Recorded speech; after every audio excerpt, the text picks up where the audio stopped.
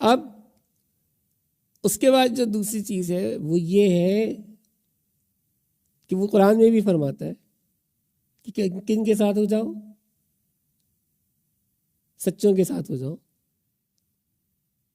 ہے نا؟ کونوا ماس صادقین، ہے نا؟ کس کے ساتھ ہو جاؤ؟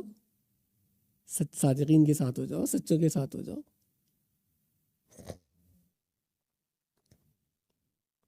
اب یہاں تو جھوٹ کو ہی گناہ نہیں سمجھتے،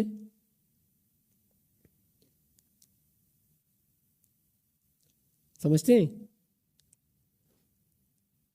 تو سچ کی امپورٹنس کو کیا جانیں گے؟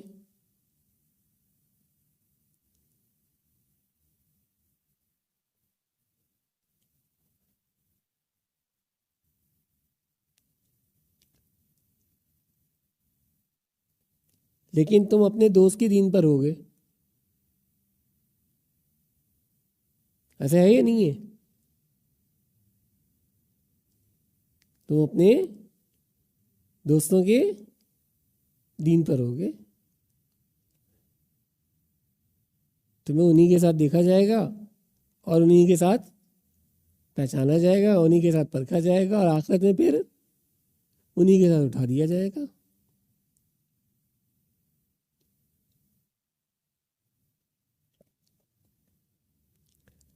اب جب تم سچوں کے ساتھ بیٹھو گے تو حق اور باطل کی تمیز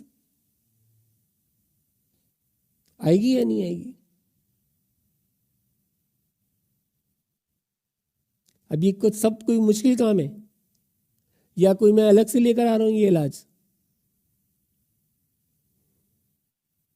یہ ساری ہماری سنی ہوئی باتیں ہیں نا، سب قرآن ہے۔ اب یہ کہتے ہیں جناب کہ تصوف جو ہے وہ الگ سے گاڑ لیا ہے بابوں نے،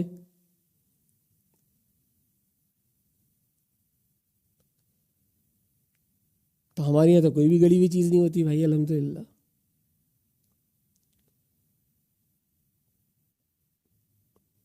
نہ ہمارے بڑوں نے ہمیں کوئی چیز گڑی ہوئی سکھائی ہے، نہ ہم آگے کوئی چیز کبھی بھی گڑی ہوئی کوئی سکھاتے ہیں۔ جو بھی بات کرتے ہیں الحمدللہ ریفرنس کے ساتھ کرتے ہیں، سنی سنائی باتیں تو کرتے بھی نہیں،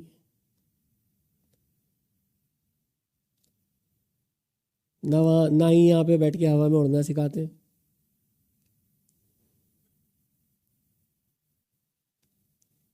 بھائی آج تک بتایا کسی کو کہ یہ کام کر لو تو ہوا میں اڑنا شروع ہو جاؤ گے؟ بلکہ جو ہمارے ہوا میں اڑ رہے ہوتے ہیں ہم ان سے پریشان ہوتے ہیں، ان کو بھی ہم نیچے اتارنے کے چکر میں ہوتے ہیں کہ بھائی آ جاؤ زمین پہ یار، جب پیر زمین پہ بیٹھا ہوا ہے تو تم ہوا میں کیوں اڑ رہے ہو؟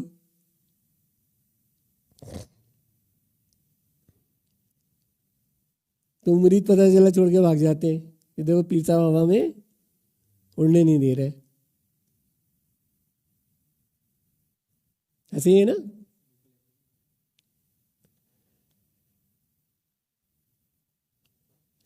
پھر وہ کہتے ہیں پیر بھی فارغ، پیر کا پیر بھی فارغ، پیر فارغ نہیں، پیر کا پیر بھی فارغ۔ تو حق اور سچ کا تو یہ حال ہے اس وقت۔ اگر آپ سچ بات کریں اور سچوں کے ساتھ رہیں تو بچپن سے ظاہری بات ہے تربیت ہماری ایسی ہوئی ہے، تو ہم تو سچ بات بولتے ہیں، تو سچ بولو تو یہ بات یہ سننے کو ملتا ہے پھر کہ آپ بھی فارغ اور آپ کے پیر بھی فارغ۔ ہم نے کہا صحیح ہے بھائی،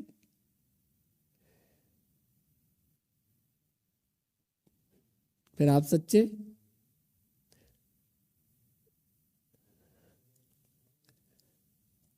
پھر آپ بتا دیجئے کہ ہمارے پاس کچھ ہے یا نہیں ہے؟ کہہ لیں گے کچھ نہیں ہے، تھا ختم۔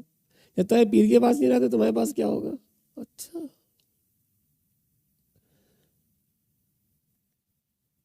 خیر یہ تو ایک تذکرتاً بات ہو گئی، لیکن دور جو ہے وہ جھوٹوں کا ہے، اور عوام بھی انہی کو پسند کرتی ہے کہ جو جھوٹی کہانیاں سناتے ہیں، جھوٹے قصے سناتے ہیں۔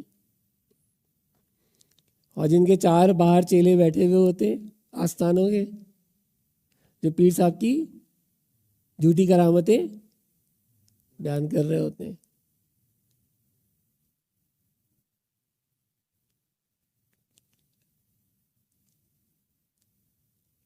جبکہ اب اس راستے میں اگر پیورلی روحانیت، ذکر اور اذکار کے حوالے سے دیکھا جائے تو یہاں کرامتیں بیان کرنے کی کوئی ضرورت ہے ہی نہیں۔